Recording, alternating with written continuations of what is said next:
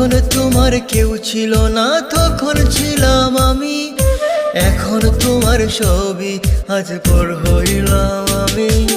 যখন তোমার কেউ ছিল না তখন ছিলাম আমি, এখন তোমার ছবি আজ পর হইলাম আমি।